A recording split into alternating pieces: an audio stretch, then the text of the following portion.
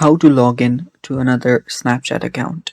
Hello guys, this is Atticus and welcome back to another tutorial video.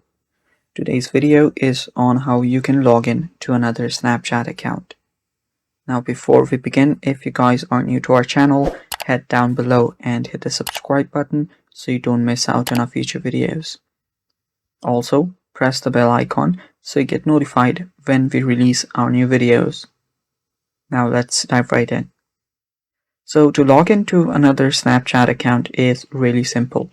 There are many ways you can do so.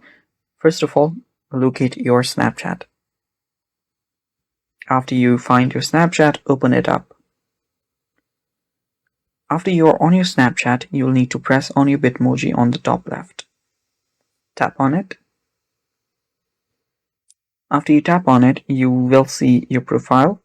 You will need to head over to your gear icon on the top right, that is your settings. Tap on that. After you do that, scroll down all the way at the bottom and there you will see the logout button. Tap on logout and you can save your login information if you want to. So confirm your logout and you're finally logged out.